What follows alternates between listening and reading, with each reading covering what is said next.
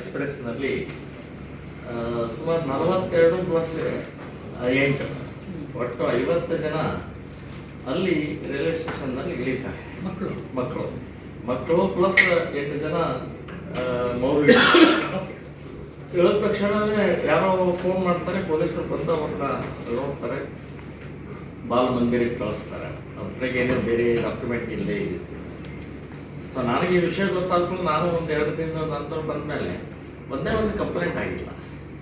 Actually ಇದು ಮಕ್ಕಳ ಸಾಗಾಣಿಕೆ, ಮಕ್ಕಳ ಅಪಹರಣ, ಮಕ್ಕಳ ದುರುಪಯೋಗ ಇವೆಲ್ಲ ಸೆಕ್ಷನ್ ಬರುತ್ತೆ ಇದರಲ್ಲಿ. ಮತ್ತು ಆ 8 ಜನ ಏನೋ ಅವರು ಬಂದಿದ್ರು ಮೌಲ್ಯಗಳಲ್ಲಿ, ಅದರ 5 ಜನರಿಗೆ ಬೇರೆ ಕಡೆ ಕಳಿಸ್ಬಿಟ್ಟಿದ್ದಾರೆ. ಇನ್ನು 3 ಜನ ಮಾತ್ರ ಅಲ್ಲಿ ಉಳಿಸಿ, ಆ 3 ಜನರ ಮೇಲೂ ಕೂಡ ಕೇಸ್ ಇಲ್ಲ. ಅವ್ರು ಕರ್ಕೊಂಡ್ಬಂದವರು.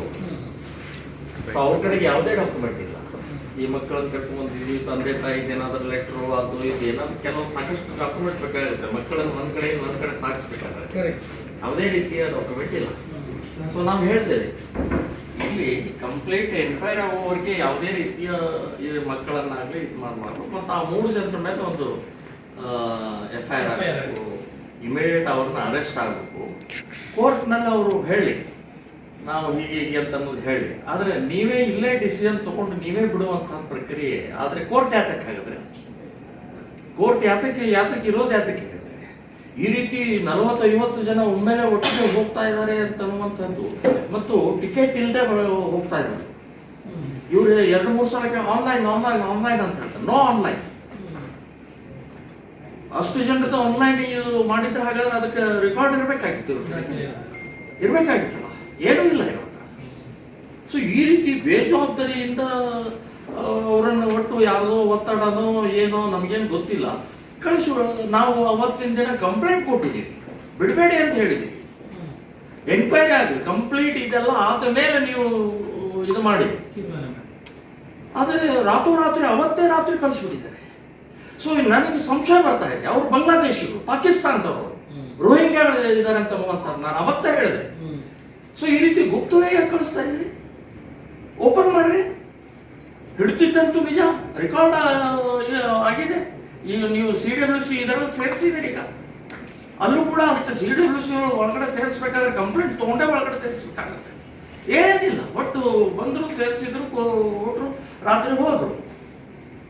ಮತ್ತು ಇನ್ನೊಂದು ಬಹಳ ಮುಖ್ಯವಾದಂದ್ರೆ, ಅಲ್ಲಿ ಬೇರೆಯವರಿಗೆ ಎಂಟ್ರಿ ಇಲ್ಲ, ಅಲ್ಲಿ ಒಳಗಡೆ ಹೋಗಂಗಿಲ್ಲ.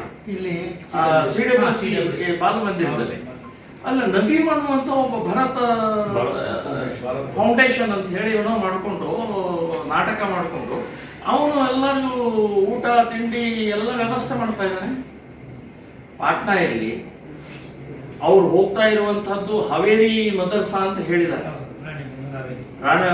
ಹಾವೇರಿ ಮದರ್ಸಾ ಅಂತ ಅನ್ನುವಂಥದ್ದು ಹೇಳಿದ್ದಾರೆ. ನೋಡಿ, ಪಾಟ್ನಾ ಇರಲಿ, ಹಾವೇರಿಯಲ್ಲಿ, ಬಂಗಾರಪೇಟೆ, ಇಲ್ಲೇ ಕೇಳಿದ್ರು. ಸೊ ಇಲ್ಲೇನು ಲಿಂಕ್ ಇದೆ ಅವ್ರದ್ದು? ಹಾಗಾದ್ರೆ ನದೀಮ್ ಯಾರು? ಇದಕ್ಕೆ ಸಂಬಂಧಪಟ್ಟಂತವ್ರು ಯಾರು ಇವರು?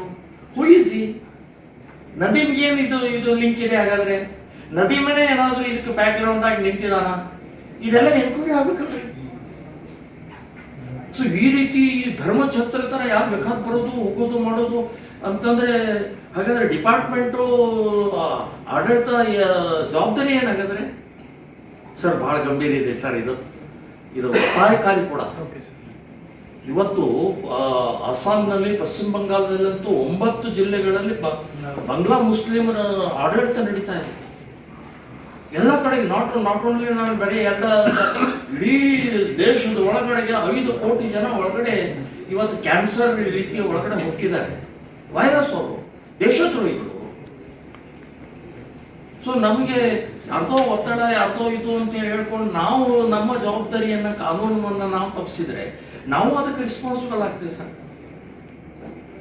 ಇದರ ಸಂಬಂಧ ನಾವು ಇದರ ಸಂಬಂಧಪಟ್ಟಾಗ ತಮಗೊಂದು ಕಂಪ್ಲೇಂಟ್ ಕೊಡ್ತಾ ಇದ್ದೀವಿ, ಮನವಿ ಅಲ್ಲ, ಕಂಪ್ಲೇಂಟ್ ಕೊಡ್ತಾ ಇದ್ದೀವಿ.